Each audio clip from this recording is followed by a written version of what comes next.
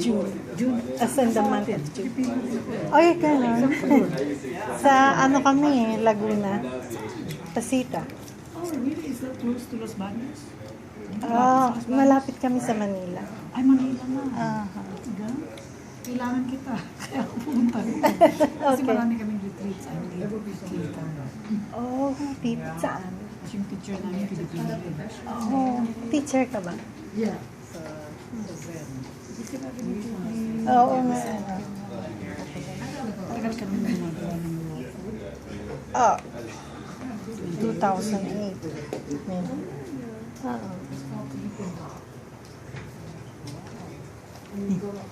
That's the person I need.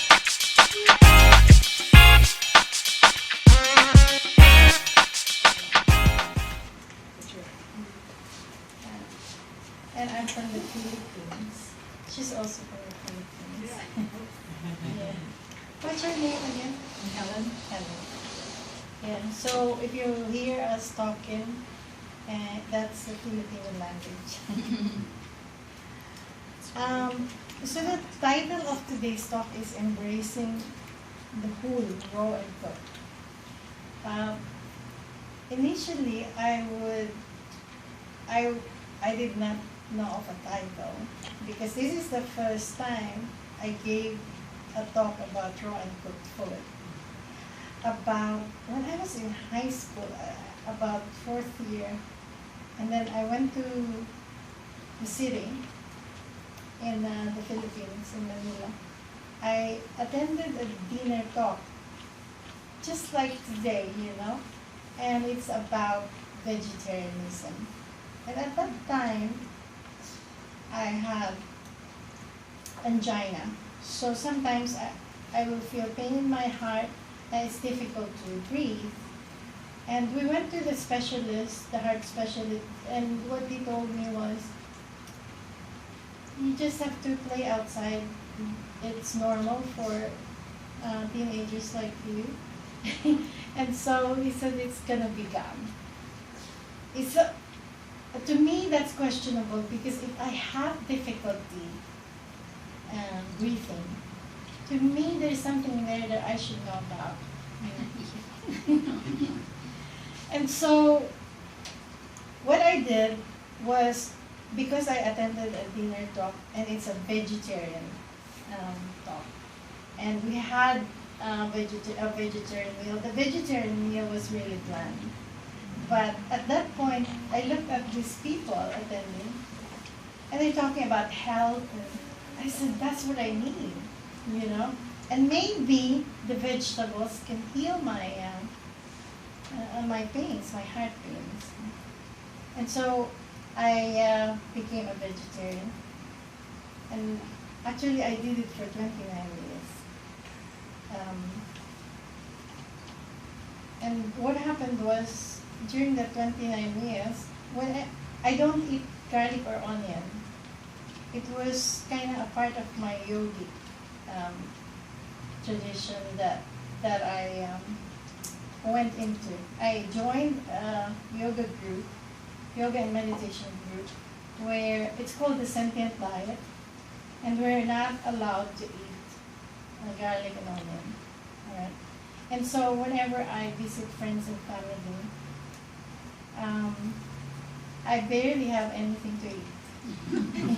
And for 1 year, I attended once in that 1 year, I attended a party, and there was this, it's a barbecue, pork barbecue, and marinated the Filipino way. And so I like to try this, and I tried a little bit, and I had some fever immediately, you see? And so I said, no, I can't go back to eating meat. So anyway, to cut the long story short, after a while, when I visited LA, I went into a raw food restaurant. I ate raw ice cream and a raw chocolate fudge.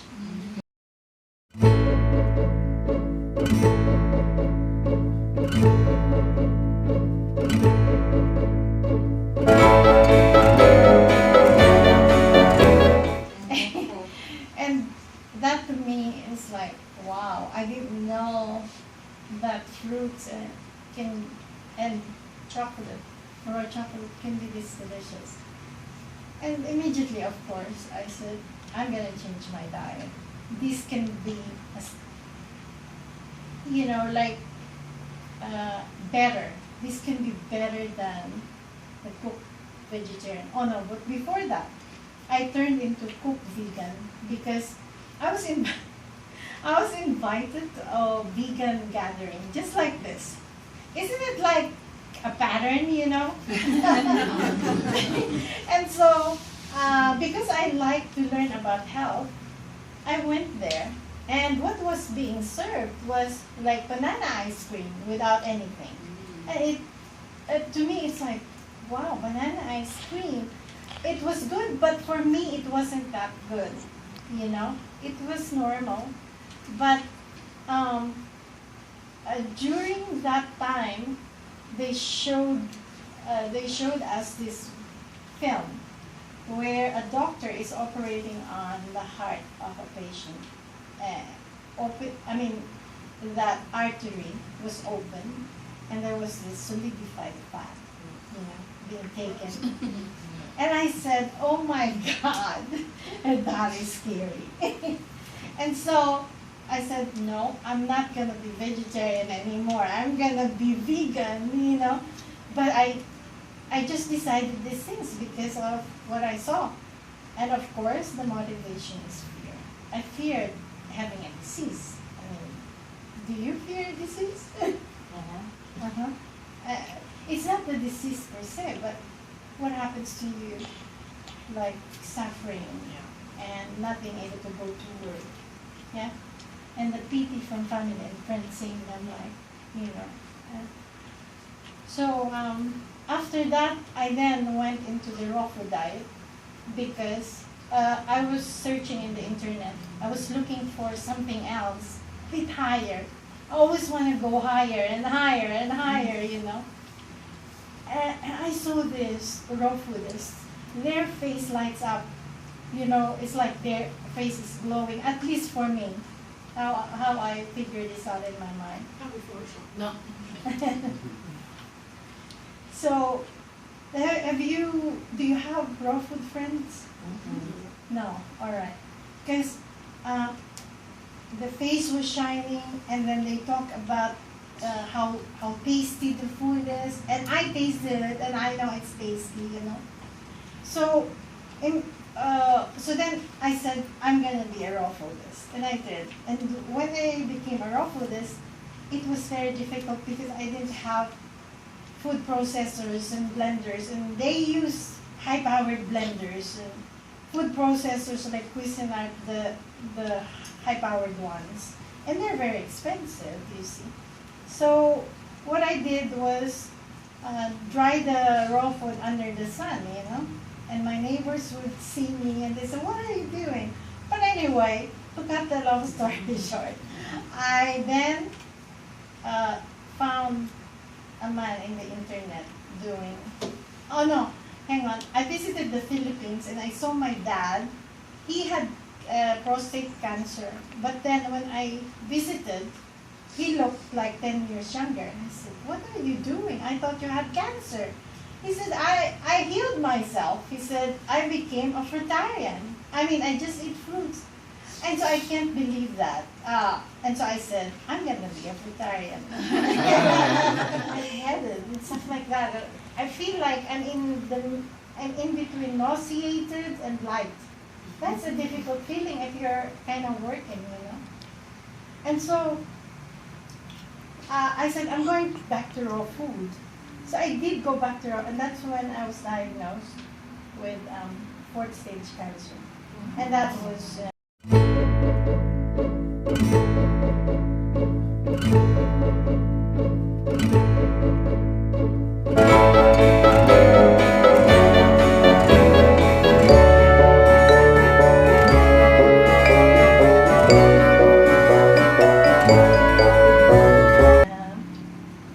2008. You see.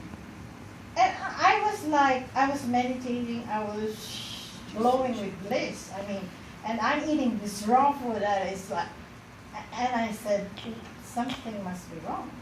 I mean, because it started very small, and then I said, no, can't be a disease because I'm eating a healthy diet. So I didn't really go to the doctor. It was when it was big that I know I can't. And I tried make it smaller. So I said, okay, let's get a mammogram. They found out, and of course the doctor told me get chemotherapy and radiation. I said, no, my body cannot tolerate it because I can feel like this itchy sensation inside that you cannot scratch. It's something like that. Like if you, for example, will tell me, hey, find my thing, please, will give me that kind of talk, I will get into like an anxiety because dealing with that plus dealing with whatever you're telling me is too much for me. That's how my experience of cancer was, and so the doctor said, when I said I don't want to go for chemotherapy and radiation, he said, you can't. You have to do it because fourth stage cancer is you're dying. So I took the advice of two doctors. One is my yoga friend, who's a surgeon also from the Philippines. So I said, is there a way that I can just have surgery and be free of cancer? He said, I don't know of any case like that. But he said, but there's one chance, and that is if the surgeon will remove all the cancerous tissues, and then there will be nothing left, there's a chance, he said, but very, very little. And so I said to my surgeon, also operate on me, and I won't do the chemo. So he started scaring me. He tells me all these stories that are really, about how this disease is and stuff. And my oncologist didn't want to look at me in the eye and, all these things. So then I said, but this is my decision. And so they did whatever I'm telling them. And after months, I healed myself with cancer. They looked at my blood samples and stuff like that, and they said they're free of cancer. Actually, 1 week after the operation, the doctor is palpating my breast because it's a breast cancer for one of my breasts. And I said, what are you doing? I said, after a week, they normally recur. Very normally. I said, oh, how come you didn't tell me this? And, oh, you don't have to know. I just, that's the case. But then after that, I was okay. And what I did while I was doing that is I did self-forgiveness.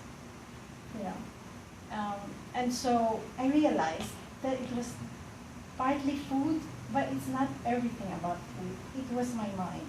Because of the desire to go higher and higher and higher, I forgot that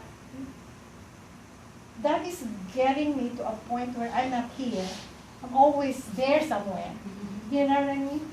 So then my self-forgiveness is something like this. I forgive myself that I've accepted and allowed myself to go into my mind and think about things, imagine things, have internal conversations, reactions, and then um, animate that by behaving or acting it out, you see. And so rather than do that, I bring myself back here as the breath in this body, and I remain, stable. And that's my self-forgiveness. And to me, it's like so real that's every day I would do self-forgiveness for everything. Everything meaning mind patterns, like thoughts that I have, especially beauty points, because when one of your breasts is removed, guess what comes up?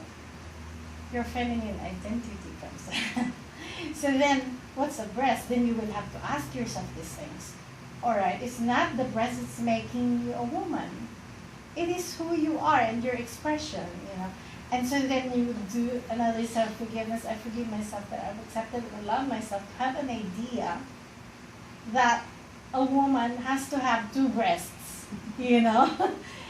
and figure it out in my mind, and also have fears about that in my mind, and then desire the opposite, which is, seeing myself again with breasts and stuff like that. But rather than do that, I realize that I am here in this body as the breath. And so I bring myself back here and be stable as that breath. I do that every day because that's all I can do. I was scared, but it's amazing how this self-forgiveness works in that it releases this energetics. And so this fear is kind of gone. The proof is this, that when people, my aunt and my friends visit me, they really look gloomy, Just like, are you gonna die? Something like that, And I would go, I would cheer them up, But for some reason, it was released, all these fears, that I feel good about myself, And that, I think, is the way to actually embrace cancer. It's like, not as an enemy, but rather a virus that is there for you to actually realize what you have not been looking at. Because you are actually going out there somewhere in your mind, thinking about how to make yourself more, but you are actually just that breath, right here, that you cannot even express yourself because you are thinking within your mind. And all this different, from the past to the future, If I die, then I will leave them. No, I don't want to die. And all these things come up. And so whenever they come up, I would do that. Realizing that I'm going in my mind and bring myself back here. That's it. So here's what happened after that. So very quickly, because I know you also have something to do. But after that, what happened was really amazing. Because I tried Breatharianism. As if it's not enough to face death. You wanna sort of not eat or drink to be able to actually face death again. That's how I see it. Because I thought, if death is not so scary, because that's my experience of death.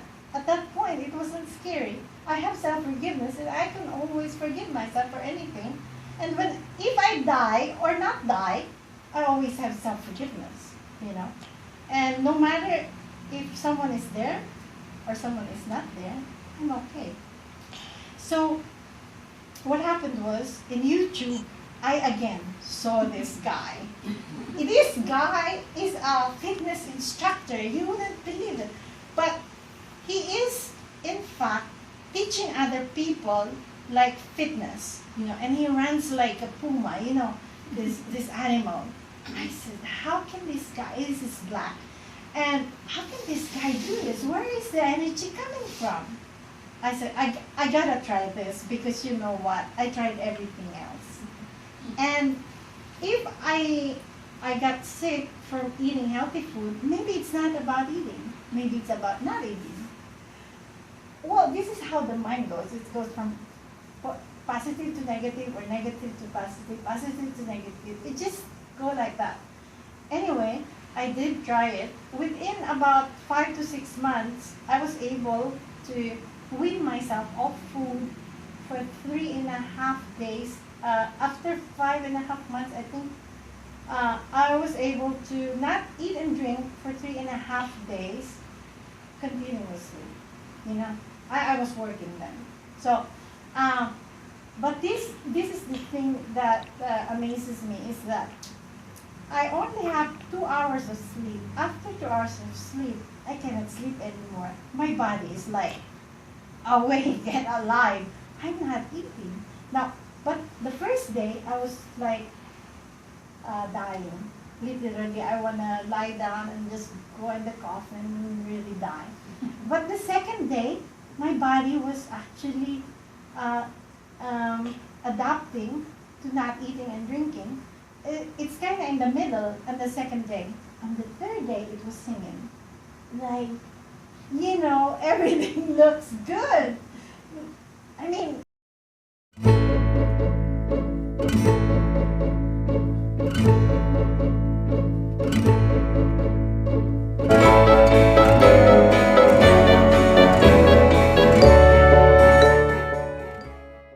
will only breathe nutrition from the air. And on the third day of the week, I will just eat fruits and liquids and seaweeds. Since I cannot run today because there's not much time to do that, I'll do this.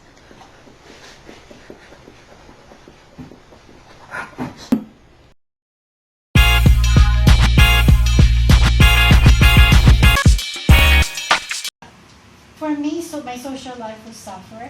And also, I think I know a little bit of what this is all about. Okay, so then I started embracing raw and cooked. that's why I'm here now. You know, but very interesting. I found out I became fat. 155 pounds for this height is not good, right? And so it was difficult for me to go around. And so I said, I have to document my food daily. So that's when it all started. I have a log, and this log is actually in a book that you can get for free. It's but I called it now Overweight Loss and Food Awareness, because I take a picture of my food daily and I log it. And I also have recipes there of what I ate during that time. That was 2013, October. And for 1 month, I lost 9.6 pounds, you see. Just logging my food. And so, here's what I found out. I did not even look at what the meaning of food is. So, the word where it says, it's a substance that nourishes our physical body. To me, food was entertainment, family, all that, but never this. You know, I thought it was just for sick people. So then, what is food preparation? You know, so preparation means the act of preparing something by the application of heat. With raw food, the heat is from 180 degrees Fahrenheit and below. But it's still applying heat because we have dehydrators. We can make clear, I can actually make clear a dehydrated bread that is really nice. So,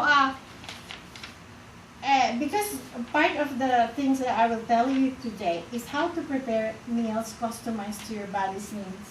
I found this out as I was logging my food because I was testing my weight and also my blood sugar. And so, I saw how my body reacted really to food, but it was not about the food. I saw that it was about the portions. And so I regulated my portions. So really, you are now working with your body intimately. Truly. To me, it's like just log in. But it is the key. That's what I want to tell you. Because before, it was more of an idea of what this food is, rather than what the food really is. What nutrition is, for example, in, do you know that spinach has got sugar, for example? You know, we were never educated like that. How do we know what our body needs? That's my question. But how do I know? That's why. That's the key. We have to be aware. So it's really, awareness is the key. Because, look, if I ask you, what did you eat 3 days ago?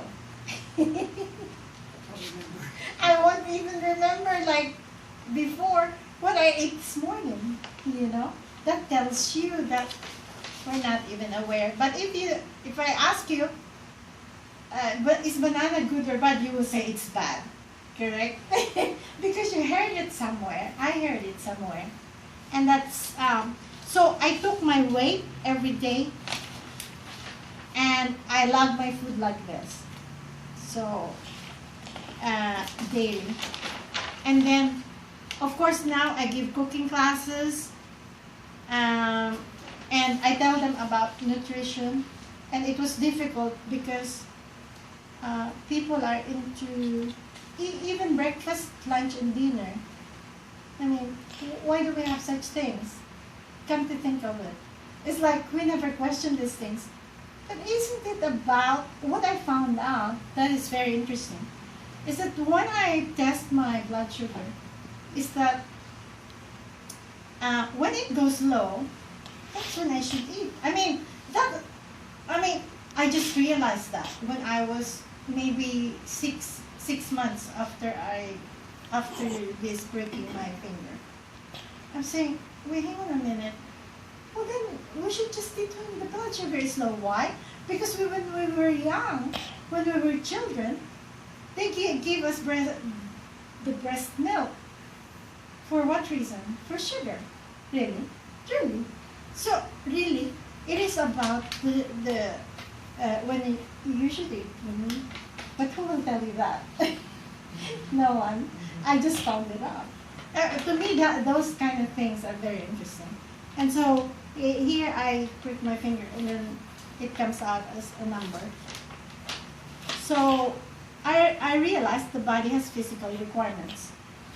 But these physical requirements, like vitamins, minerals, and the macronutrients, they are physical nourishment.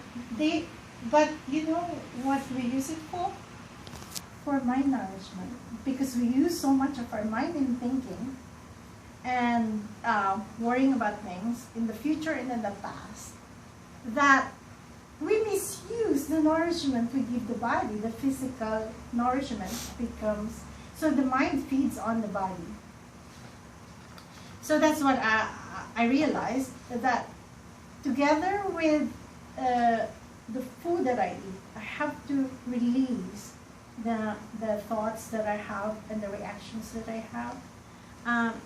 And so I use self-forgiveness, and also I use food to sort of nourish my body. But then if you nourish your body, you gotta be able to also cut off someone or something feeding on it. You see? Because it's not part of your, let's say for example, you say, I'm gonna eat this because my body needs this. You don't say, oh, you know, this food is for my body and my mind, because I'm gonna think about this guy tonight. It doesn't make sense, doesn't it? So, I'm not saying it's bad to do that. There is just this physical part of you is okay. You know, I see you as who you are. You know, but then when I go into my mind and interpret that, and I have an idea about you or the guy, you know, and then I start imagining, that mind is feeding on the body. So we have in our website, Buds of Life, a vegetarian part of it, because I also, and then we have the raw food side of it. This is just very quickly. I will. And the international cuisine has meat in it. Why? Because I found out I need B12. Now here's the thing. When I started breaking my finger, one plate of fruit, my blood shoots up. I ate a cookie that is 0 carbs, my blood shoots up. I have data to prove to you. If you give me like a presentation in my laptop, I can show you, this is real. And so, but here's the key, is that when I eat meat with vegetables and very little fruit, because fruit has got lots of it, so then my blood sugar stabilized. And there, I actually tested the same kind of meal that is just basic meat, vegetables, and very little fruits. And my blood sugar was like 97, 90. So it's not going up at all. So, so for me, now that's what I found out. It was not because someone said so in YouTube, but kind of looking at data, something that is real. And so, another thing that I want to tell you is how to cook different kinds of recipes easily. You see, it's just about spices. Like, for example, the Filipino adobo is consisting of bay leaves, garlic, and soy sauce, And all you have to realize is that if you put those 3 ingredients, see, there and there, that will be all adobo. But then, how come we have these ideas that this particular food is really good for us, or is really so tasty, It's not real, because in the food industry, that's what they said we should do. Why? For money reasons, So, how to cook different kinds of, that's the key. You just memorize the combination of spices, have it in your house, put it there, and you have the world in your hand. Look at what spices your body, of course, your body will have to say yes to the spices that you put in it. Identify the fruits and vegetables where your body does not react to. Identify the meat you're going to eat and how much. Because really, if you eat meat also, and it's so much, and there's no vegetables, it's funny that there's also an effect on your blood sugar. But here's the key, and maybe I will leave you this. I tested just drinking water from 7 a.m. to 5 o'clock p.m. Just drinking water, my blood sugar goes up and down. To tell you that it is not really the food, maybe. Or maybe just a little bit it's the food, but most of it, I guess. What's your guess? What makes it? Yeah, it could be stress, because stress brings up blood sugar. Yes, it's the mind. Well, this is my experiment. I want you all to experiment. I want you to all to test for yourself and tell me what your findings are. So you were doing your blood tests every The 2 of us. hour? Yeah. No, that day. Because I was like, the doctors are saying that you have to test your blood sugar, your fasting blood sugar, which is after you wake up. Right. And so, okay, let's test it. That's what they say. So everything is low. I said, there's something wrong. Because, look, if I eat, my blood sugar will go up. I don't, but if I eat different foods, it will not go up the same way. It might be 120, it might be 115. But how do I know? I want to know.